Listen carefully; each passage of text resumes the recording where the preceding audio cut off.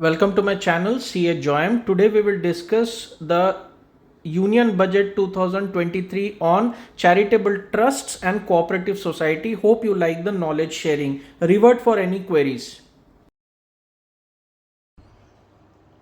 Hi friends, this is one part of the budget, the second last one. After this, there will be one more video, the Vivad Se Vishwas scheme part 2 of the Union Budget 2023.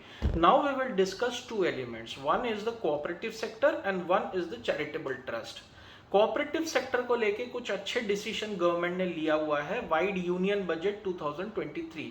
First is manufacturing units in the cooperative sector, if they begin manufacturing operation by 31st March 2024, then they will be eligible for a concessional income tax rate of 15%.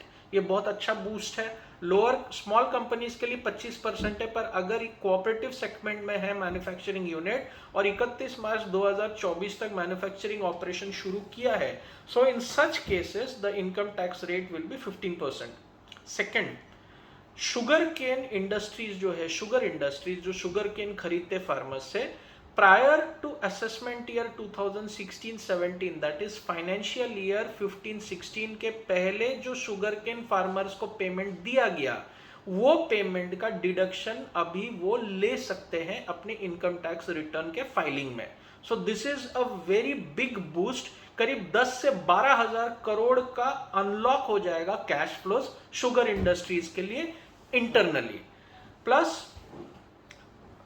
Primary agriculture cooperative societies and primary credit societies, जो last mile funding है ना, जो rural areas में, interior areas में farmers का एकमात्र सहारा है, जहां पे बैंक का कोई ब्रांच नहीं है, primary agriculture cooperative credit societies, that is पथपेड़ी जिनको बोलते हैं, उनके लिए रिलीफ दिया गया. कैश लोन देना या वापस लेना का लिमिट 2 लाख कर दिया गया है.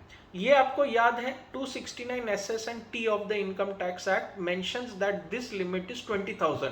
पर primary agriculture cooperative credit societies और उनके मेंबर्स के लिए ये लिमिट 2 लाख रुपए कर दिया गया. Without any penal provisions you can transact up to 2 lakh in cash. पर ध्यान रखें, ये सबके लिए नहीं है. It is a restrictive and further circulars and explanatory notes are expected from the CBDT. ये अभी फिलहाल primary agriculture credit cooperative societies के लिए है. प्लस पिछले बजट में 2022 में TDS on cash withdrawals launch किया गया था. तो 1 करोड़ के ऊपर अगर कैश विड्रॉल है तो ऐसे सिचुएशन में आपका TDS कटेगा. ये 1 करोड़ का विड्रॉल का लिमिट को 3 करोड़ रुपए कर दिया गया है for cooperative societies only. 3 crore तक के without any TDS provisions from the banks they can withdraw and transact in cash. तो ये कुछ बूस्टर शॉट है. पर ये सब में पैक क्या है? Primary agriculture cooperative credit societies क्या है? नंबर 1, कोऑपरेटिव क्रेडिट सोसाइटीज के 3 सेगमेंट हैं बैंक्स के. एक स्टेट कोऑपरेटिव बैंक जिसको SCB बोलते हैं, एक डिस्ट्रिक्ट सेंट्रल कोऑपरेटिव बैंक जिसको DCCB बोलते हैं, और उसके नीचे आता है primary agriculture credit cooperative society या primary agriculture societies, credit societies, जिसको पैक्स बोलते हैं, PSCS. तो PACS are reportable to DCCBs, district central cooperative societies, and they are in turn reportable to state cooperative banks, that is SCB. And में क्या होता है, जो क्रॉप लोन मतलब फार्मर, ये लास्ट माइल फंडिंग है, मतलब जहां पे कोई नहीं पहुंचता है वहां पे ये कोऑपरेटिव क्रेडिट सोसाइटीज है जो जल्दी विदाउट एनी डॉक्यूमेंटेशन और लेस डॉक्यूमेंटेशन फटाफट लोन देता है फार्मर्स को, क्रॉप लोन. तो ये हैसल फ्री लोन है. ये लोन का ब्याज दर जो है ना 7% होता है, जिसमें से 3% केंद्र सरकार रिएम्बर्स करता है और 2% राज्य सरकार रिएम्बर्स करता है. मतलब जो किसान है उसको नेट इंटरेस्ट पड़ता है 2% पर एनम. और ये लास्ट माइल फंडिंग है, जहां पे कोई बैंक नहीं है वहां पे ये पथपेड़ीज होते हैं जो फार्मर्स को हेल्प करते हैं. These are primary agriculture cooperative societies, credit societies, जिसको पैक्स बोलते हैं. So this was the update on the cooperative sector. Now we will discuss something on the charitable trust. Now, as per the budget 2023, it is proposed that application करना पड़ता है। When you are forming a charitable trust, the trust should use the funds and corpus only for the objectives for which that charitable trust is formed. Religious है तो religious, education है तो education, political activities है charitable way में तो उसके लिए, तो it is known as application. It is proposed to provide that application out of corpus or loan or borrowing. मतलब खर्चा करने के लिए अगर कोई कैपिटल जो है जिसको कॉर्पस बोलते हैं चैरिटेबल ट्रस्ट में, वो ट्रस्ट ने अगर लोन लिया या अनसिक्योर्ड लोन लिया किसी से before 1 April 2021, it will not be allowed as an application. If such amount is brought back as corpus and repaying the loan, पर ये एक्टिविटी अगर 5 साल के अंदर होता है तो आपको ये एप्लीकेशन करके कंसिडर कर सकते हैं. So this is a very serious, means it is a trust, so there is no trust from the government. 1/4/2021 के पहले आपने अगर कोई एप्लीकेशन या खर्चा किया आउट ऑफ कॉर्पस और लोन और borrowing before 1/4/2021, it will not be allowed as application. अगर अलाउ नहीं हुआ तो 4.5% कॉन्ट्रीब्यूशन, एग्जेम्पशन नहीं मिलेगा, maximum marginal income tax rate pay करना पड़ेगा. All this will follow. It will not be allowed as an application when such amount is deposited back और invested into the corpus और when the loan और borrowing is repaid. Further it is proposed that if the trust or institution invests or deposits back such amount into the corpus or repays the loan within 5 years, ये एक restrictive है, within 5 years, तो इसको application माना जाएगा. So this is a very strange and more circulars are expected because this is going to create problem. Now this will be applicable from assessment year 2023-24, मतलब 22-23 से ये ऑलरेडी लागू हो गया है. So keep it mind.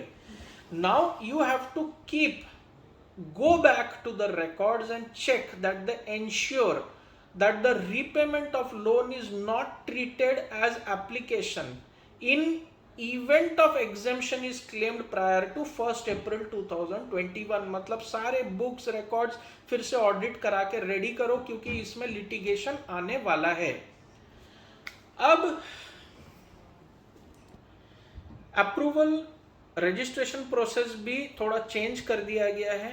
सबसे पहले जो फॉर्म ऑडिट 9A 10A आपको भरना पड़ता है वो due date of income tax return के 2 महीने पहले आपको सबमिट करना पड़ेगा. Keep this in mind.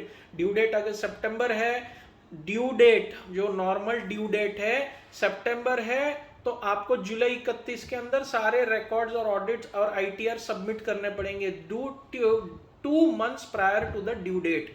So this you have to keep in mind. Now आपको अगर अपना ट्रस्ट रजिस्टर करना है या अप्रूवल करवाना है तो सबसे पहले प्रोविजनल अप्रूवल लेना पड़ेगा. और इसका एप्लीकेशन कब करना पड़ेगा? आप अगर ये फाइनेंशियल ईयर प्रीवियस ईयर 23-24 मतलब अप्रैल 1 से 31 मार्च 2024 में असेसमेंट ईयर 24-25 जिसका है, अगर आप ये अपील अप्रूवल के लिए अप्लाई करना चाहते हैं तो अभी आपको प्रीवियस ईयर के 1 महीने पहले अप्लाई करना पड़ेगा. That is shall be allowed to make application for the provisional approval at least 1 month prior to the commencement of the previous year. relevant मतलब प्रीवियस ईयर कब शुरू हो रहा है? 1 अप्रैल. तो आपको 1 मार्च को प्रोविजनल अपील के लिए करना पड़ेगा और ऐसे अप्रूवल के लिए एप्लीकेशन का डिसीजन 6 महीने के अंदर देना पड़ेगा जॉइंट कमिश्नर को या प्राइम प्रिंसिपल कमिश्नर को. और ऐसा अप्रूवल 5 साल के लिए वैलिड रहेगा. इसके बाद आप 80G 1023C सेक्शन 11 सेक्शन 12 जो रेगुलर अप्रूवल्स के लिए रजिस्ट्रेशन के लिए अप्लाई करना है, प्रोविजनल अपील मिलने के बाद जो कि 6 महीने के अंदर आपको मिलना चाहिए सूटेबली, तो आपको ऑटोमेटिकली ये सारे प्रोसीजर भी कंप्लीट करना पड़ेगा रिन्यूअल के लिए. नाउ इसमें 115 TD जो मेरे पावर पॉइंट प्रेजेंटेशन में डिस्कस्ड है एप्लीकेबल रहेगा।